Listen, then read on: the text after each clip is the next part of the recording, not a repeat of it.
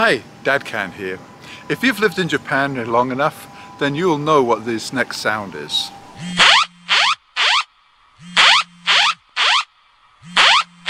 It means you have about 10 seconds before an earthquake will strike.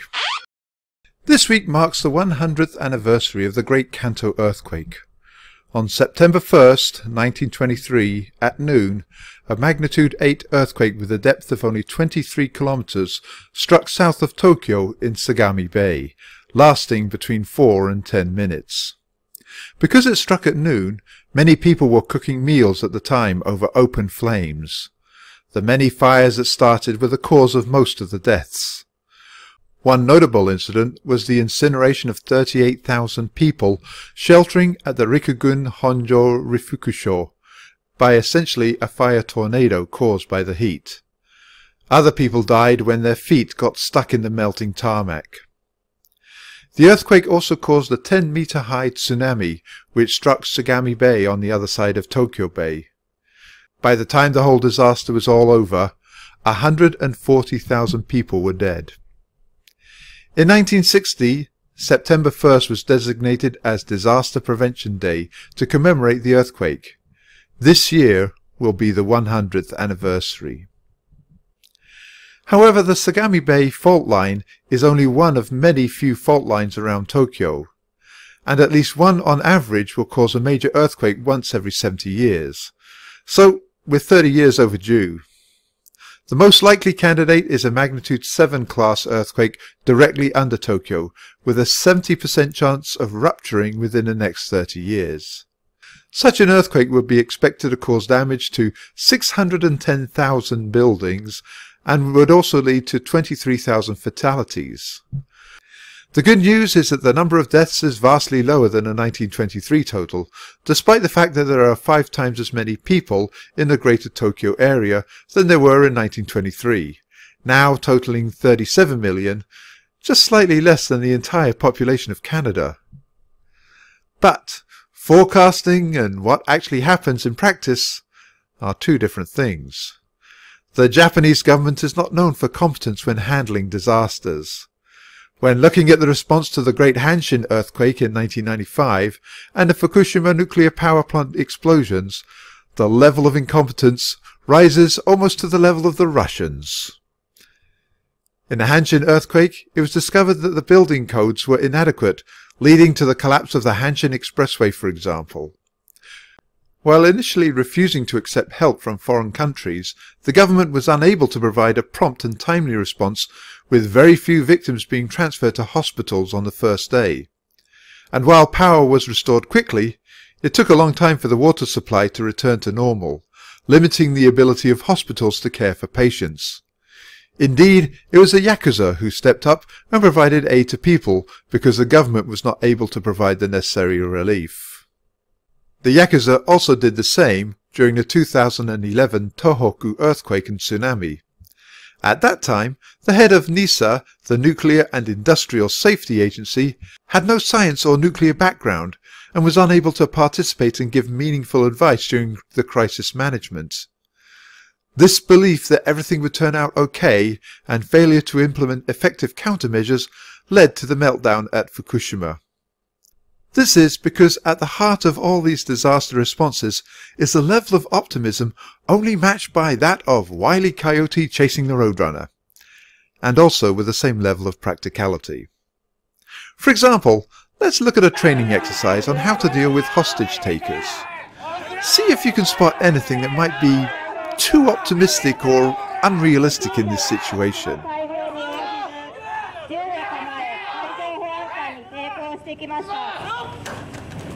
So what did they learn from this? Wait until the hostage taker throws away his gun.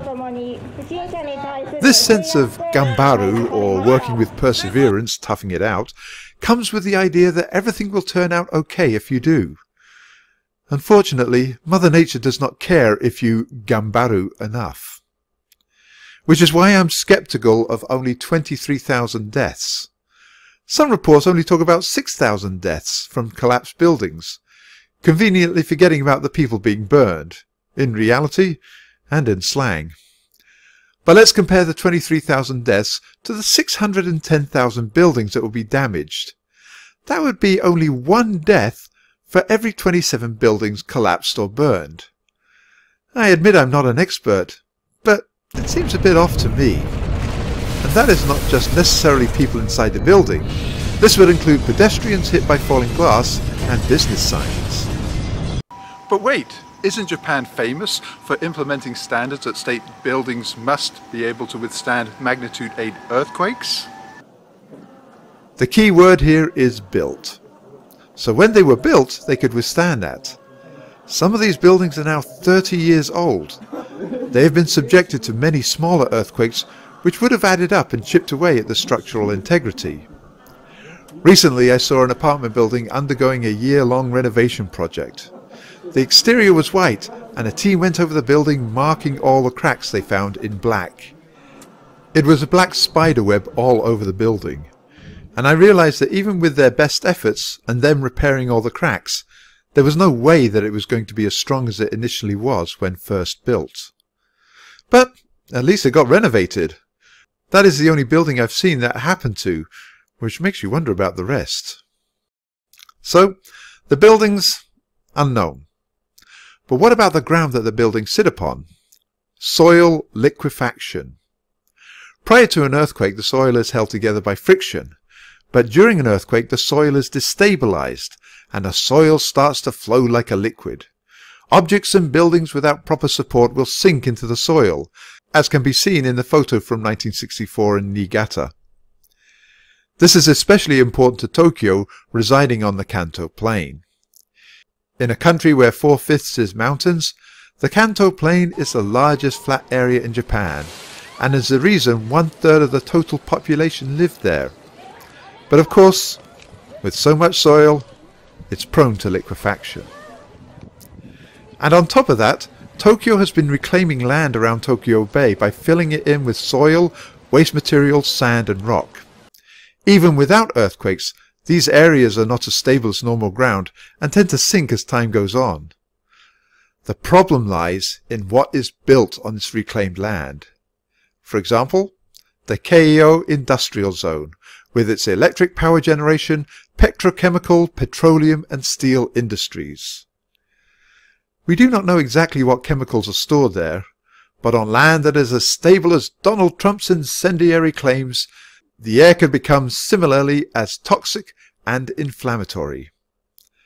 Toppled storage containers spilling fuel and hazardous chemicals, one spark is all it takes. So in the face of collapsing buildings, fires, toxic gas clouds, what's a resident to do? Well, prior to the actual earthquake, Tokyoites are advised to always store extra canned food and bottled water, as well as emergency kits with flashlights, a radio, batteries, and everyday medications. I'd be curious to find out how many people actually do that. During the outbreak of COVID, Japanese people, like everywhere else in the world, went into stockpiling mode, suggesting that maybe they aren't as prepared as they should be. Business operators are supposed to keep at least 3 days' worth of drinking water, food, and other necessities so that their employees have access to adequate supplies in a disaster.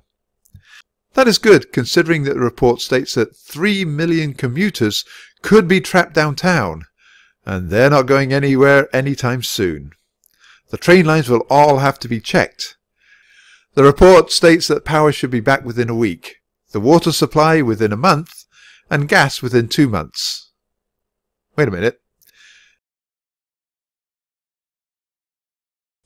So, what do you do before the earthquake happens? First, read the manga, in which the protagonists have no problem with the earthquake, but almost drown in a flood from the typhoon. But it says how to prepare and respond to a major earthquake. Then it goes on to tell you to bolt your furniture and keep a 3-day supply of water, 27 days short of a month. On a personal note, an extra thing that we do is keep the bathtub filled at all times. Empty it, clean the tub and refill it every day, so at least we have some extra water. Another thing you should do is check where your evacuation area is if you need to go, and find out which hospitals will be open.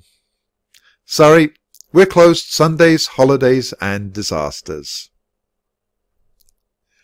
But what to do when the earthquake starts? The pamphlet says to make the right decision.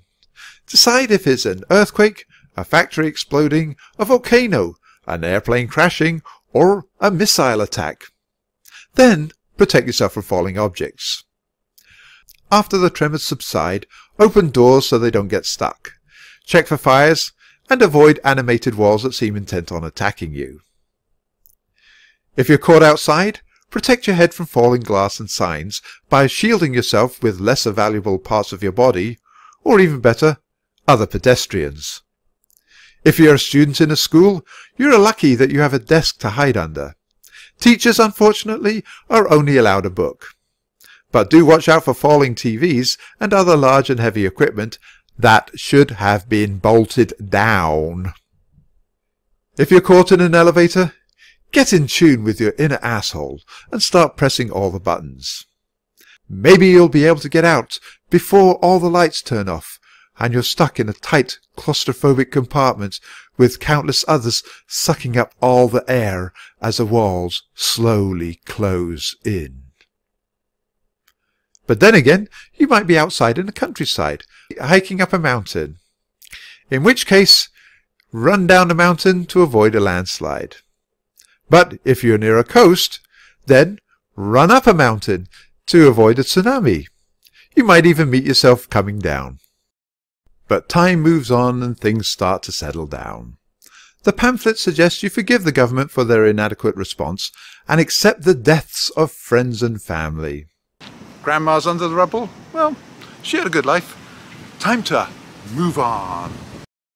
So now you get to move into temporary housing for 2 years in principle, but in the case of the Hanshin earthquake and the 2011 Tohoku earthquake, 5 to 10 years, where you can die alone like 1,500 people before you, tucked away, out of sight and out of mind. Or, if you're lucky, you could go and annoy a relative or acquaintance until they decide to kick you out. Now is the real time to Gambaru. So why am I in Hachioji?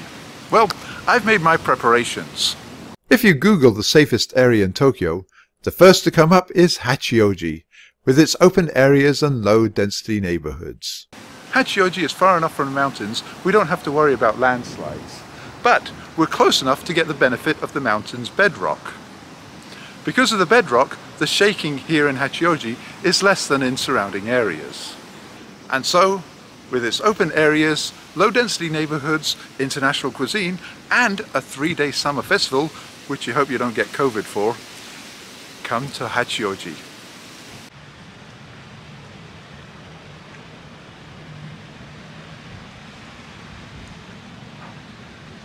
This was not a paid advertisement of the Hachioji Tourism Board.